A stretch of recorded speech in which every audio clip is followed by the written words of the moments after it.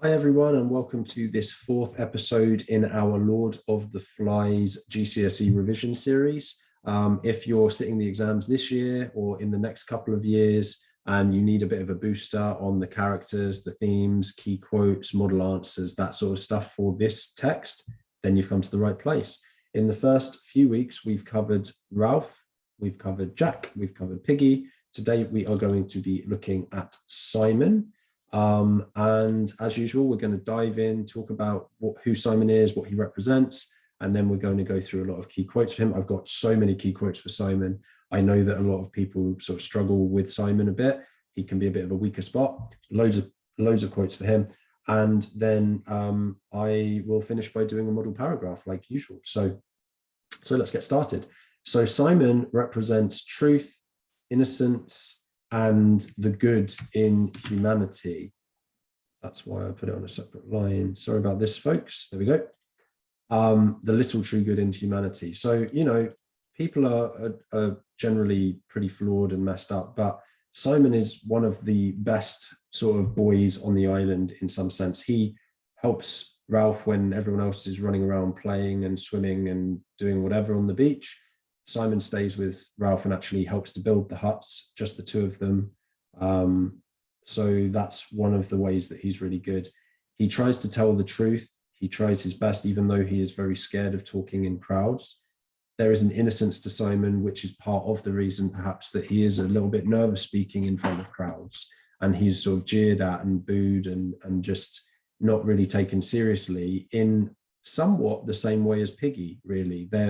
Piggy and Simon are very much the outcasts of the island and outcasts of the novel. There's a lot of talk of Simon linking to kind of religious purity as well. So the goodness that we see in him, a lot of people link that to the Bible. They link it to the idea that Simon has a little bit of a sense of Jesus within him. There are a couple of moments in the book where you could definitely see that Simon could be sort of parallel to Jesus to some extent. Jesus did the feeding of the 5,000, right, with the loaves and fishes. That's one of the famous sort of stories of Jesus. And with Simon, he's feeding all of the little ones that can't feed themselves with all the fruit. So he's reaching up and grabbing the fruit and feeding the kids and stuff like that can't feed themselves and reach up for the fruit. So there are a few others that we'll talk about. So there is this potential link between Simon and Jesus. He's a dynamic deuteragonist. So what that means is that he's not the main character, but he does affect the plot. His death affects the plot. Some of what he does affects the plot. And he's dynamic because he does sort of change and learn and grow, and then obviously tragically dies. It is also, in some sense, you could say it's a tragic death, which is perhaps a full arc to some extent. I don't think that it's a traditional full arc, because in a traditional full arc, the character makes bad decisions and goes from a high level character like Macbeth, say in Macbeth, and then makes bad decisions, corruption, and ends up a bad person. Whereas Simon never becomes a bad person. So it's more just a sort of a tragedy. The fool part of it is the fact that he is killed by the other boys. And so he never becomes a bad person, but he does end in a bad way. So it's similar to a full arc for sure. In terms of what Simon does in the novella, so he is one of the most helpful characters, as I said. He helps Ralph build the huts. He feeds the little ones. He's just generally a good bloke, right? But then he also has epilepsy. Medical condition can cause like hallucinations and strange phenomena, psychological phenomena. So he's a very brave boy in some ways. He goes off into the wilderness on his own a lot. And he's also out in nature alone a lot. This can also link him to Jesus, because quite often Jesus is said to have gone off into, well, there was him going off into the wilderness to be tempted by Satan, but there was also Jesus often went off alone to pray and to be alone. And Simon often goes off alone to be alone, not necessarily to pray exactly, but just to be away from the other boys, surrounded in the beauty of nature. He confronts, or more is confronted by the Lord of the Flies, the beast. So the beast obviously is the pig's head on a stick. That's the closest to an actual beast that we get. Often in the covers of the books that you read, there's literally a picture of the bleeding head of the pig. as the Lord of the Flies. So he has this conversation where he's confronted by the Lord of the Flies, and the Lord of the Flies says how he's going to be killed, because he's trying to stop them from having fun on the island. And the way that the beast talks is very similar to the way that the boys talk. So it's very ambiguous as to whether he's having a actual kind of spiritual experience where he's literally talking to Satan, or whether it's an epileptic kind of fear, or maybe he's really dehydrated because they're in a hot island with not very much water and just fruit and stuff to eat and nothing much else. It's left a little bit ambiguous, but the way that the beast talks is very similar to the way that the boys talk. And the fact that he is told he's going to die, basically, the Lord of the Flies says, we're going to do you in, and we're going to have fun on this island, links to how Jack talks particularly. But it also then links to one other thing that I would say about Simon, is Simon is often prophetic. So he seems to be able to say what's going to happen before it happens. So he seems to predict his own death, at least through talking to the Lord of the Flies. He also predicts that Jack will get off the island okay. And so he also is the one that sort of says that he thinks that the beast is really just part of them, which Piggy also maybe to some extent gets an idea of, and Ralph finally gets in the last chapter when he says he wept for the end of innocence, the darkness of man's heart. He finally understands at the end that there is this darkness within people, and that could be the beast. The beast is in us in some sense. So Simon is often prophetic. In terms of, I'm trying to think if there's anything else. Well, obviously, after he's had the conversation with the Lord of the Flies, he comes back down to talk to the boys, and in that darkness and the frenzy of that night and them dancing and everything, he's horrifically stabbed to death. So he has that very tragic ending. That's the end of Simon in the novel, sorry. Okay, so let's go through. There are so many quotes that I have. I've realized I didn't delete off my whole list here. So hopefully I've got them all written. Yeah, we'll just excuse this bit. I apologize for that. I thought I had deleted these, but apparently I didn't. So let's start with these ones first. So he is a skinny, vivid little boy with a glance coming up from under a hut of straight hair that hung down black and coarse. So the fact that he kind of has, well, this is not a good picture of Simon, is it? That's from a movie. He has black coarse hair, but in this he's got blonde hair. Anyway, so he has this long fringe, this hut of hair that hangs down over him, and that you only get him glancing. The word glance is a very timid way of looking at someone. You can stare at someone, which is very intimidating and deliberate, right? Or you can sort of glance at them, just like little sort of looks. And that's much weaker and more timid.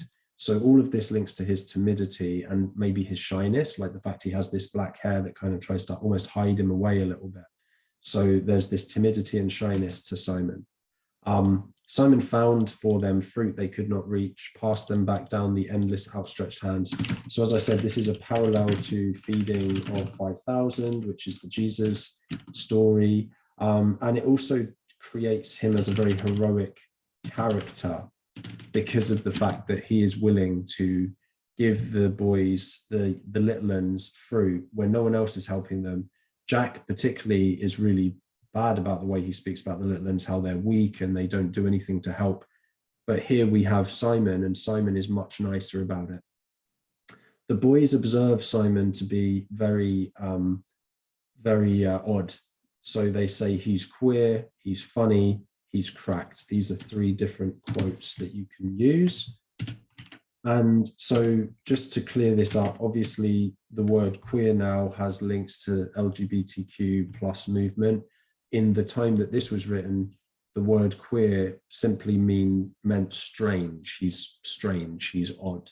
So different meaning to that. It's not talking about his sexual preferences or anything. It's just saying he's a bit of an odd person. In the same way, back in Victorian times, particularly, the word gay, he's gay, or they're gay, wasn't anything to do with sexuality. It was to do with happiness. If you were gay, you were happy.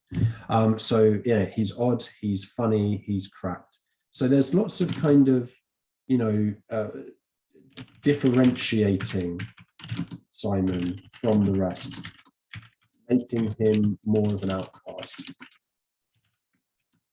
And like I said, he is outcast and ostracized compared to the other boys other than Piggy. Okay. Simon is described as having eyes so bright they had deceived Ralph into thinking him delightfully gay and wicked. Interesting. So I didn't realize that, but the word gay here is being used. Well, I must have maybe subconsciously remembered that. So happy and wicked. So there's this intensity to Simon as well. There's this strange intensity to him. And this perhaps links him to supernatural or prophetic. The fact that he has this strange look in his eyes as he speaks to Ralph. And this is when he speaks to Ralph about how Ralph will make it home off the island. So that's quite interesting, that when you look at Simon, there's something a bit special about him, a bit unusual about him. And a lot of the boys don't understand this, but Ralph perhaps starts to get this sense that there's something actually special about Simon in a very good way. In chapter 3, Simon retreats from the other boys into nature, and he's in a secret place, a clearing he's found full of flowers and butterflies. Now, you'd have to reread bits of chapter 3 to get several different quotes for that, but you can read that part. And the fact that he does this, again, I think links him perhaps to religion, perhaps to Jesus, perhaps to prophecy. He goes off to his own special place and then he comes back. And again, that does make him a little bit strange compared to the others. The others are happy to just swim and play.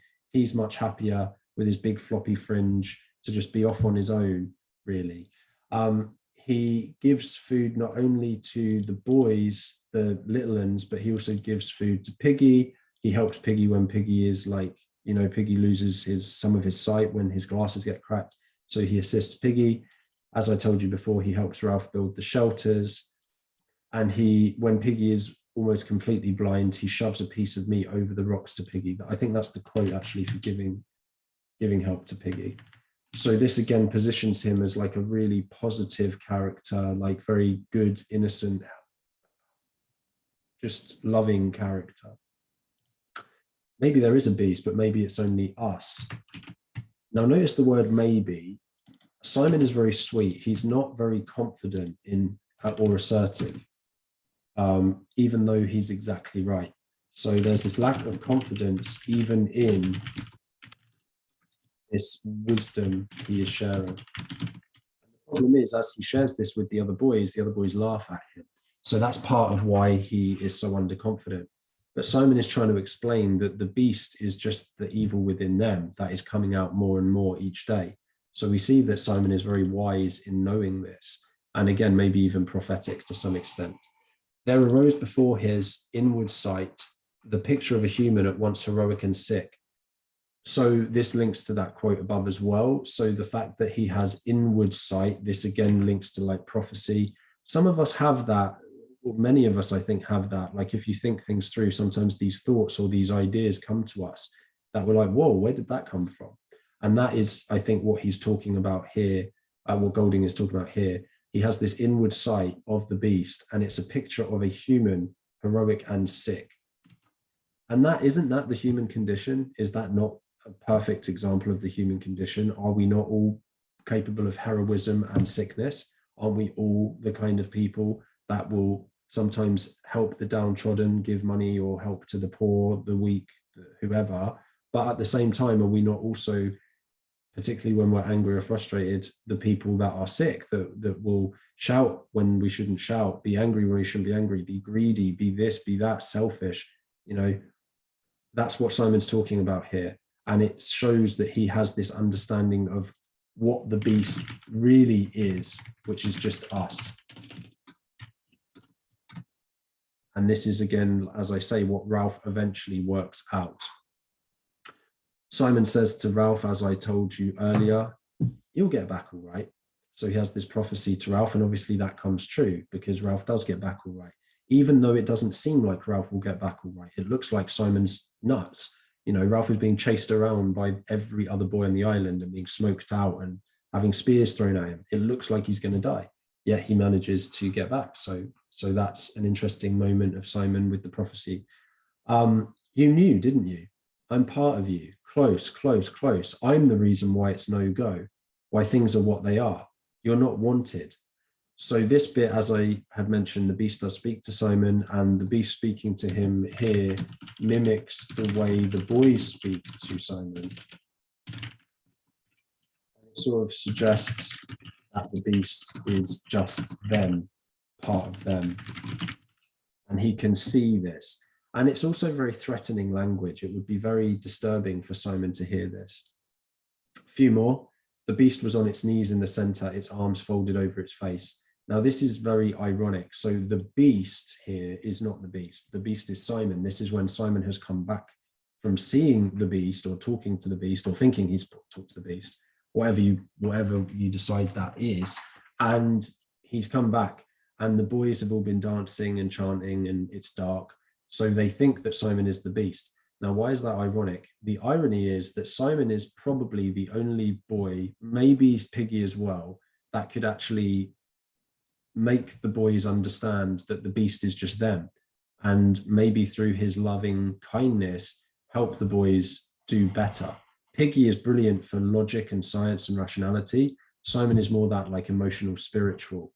So it's ironic that they think that he's the beast and they kill him, but he's not the beast. He's the opposite of the beast. He's literally the one that can maybe help them solve the beast issue. Then there's the body on the hill. This is an allusion or image to Christ. So Jesus was famously crucified on a hill, right? He was crucified on a hill at Golgotha. And so there are the three people that were crucified. There was Jesus in the middle, and then two thieves on the either side of him. And so the fact that Simon is a body on the hill is a pretty clear reference to Jesus. And it's also more clear because Golding was a Christian. So the fact that Golding was a Christian, he would have known all the stories of Jesus from the Gospels. And so that also links it very clearly, I think, to the idea that Simon dying is meant to be not the same, of course, but a slight parallel or a slight reminder to the more spiritual character of the novel dying here. And then finally, we have the fact that as he dies, he's surrounded by inquisitive, bright creatures, a silver shape beneath the steadfast constellation. Simon's dead body moved out towards the open sea. So this is dramatic and traumatic imagery of his dead body shining in the moonlight and slowly being washed out to sea. It's very, very dramatic. And I think that Simon's death just shows how the darkness of man's heart is coming out more and more in these boys, because they kill him in cold blood and he's swept out to sea and then forgotten about. And the next morning, they don't even really talk about him.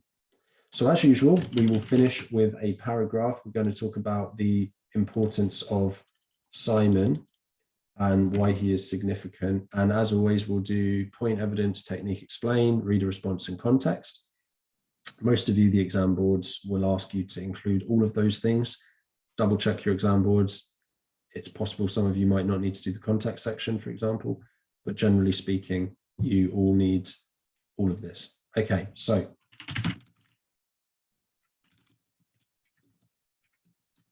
one of the ways that Simon is used as a significant character is through the tragedy of his death and what it symbolizes about the boys and the human condition in general. So whilst Simon is described in a Christ-like way throughout the novel, such as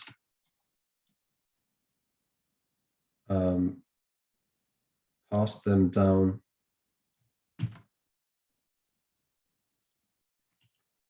them back down fruit. Now, by the way, you might have seen I put square brackets on a couple of things. If you just need to add a word or change the tense of a word to make it fit in and embed, you can do that, as long as you put it in square brackets to show it's not part of the original text. So pass them back down fruit to the endless outstretched hands, which reminds the reader of the feeding of the 5,000. 5,000, and positions Simon as a spiritual leader and very kind and loving character. Since the imagery in the quote shows us that Simon will feed the helpless littlings even when no one else will.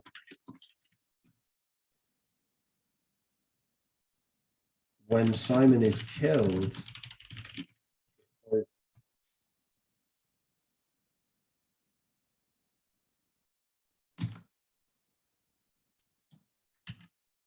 beast was on its knees in the center, is particularly tragic and ironic, since Simon was the kindest boy on the island,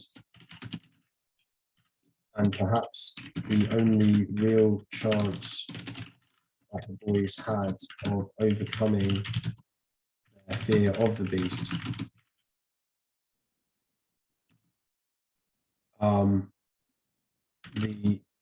The connotations of Simon on his knees. By the way, you can use single quotes or double quotes. I recommend double quotes, but you have to use the same in all of them. So when I did a single quote there, I had to change it to double because I've done double everywhere else. Connotations of Simon on his knees generates a lot of pathos for him from the reader, since he seems so meek and helpless to the vicious attack of others. This is all very significant when we consider that Golding was a Christian who had fought in World War II. And so, I'm just going to make this a bit smaller.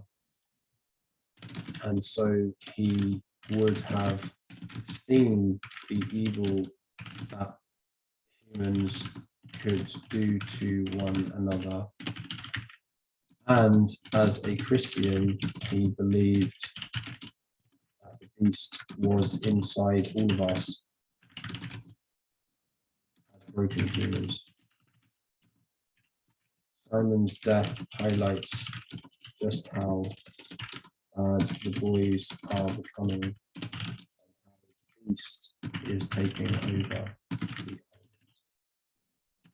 Okay, I could go on, but I think that that's a pretty good paragraph in a couple of minutes without overrunning my time before my next lesson. So I hope that was helpful, everyone. If you liked the video, please give it a thumbs up. If you have any comments, questions, anything like that, please do comment below and I'll get back to you.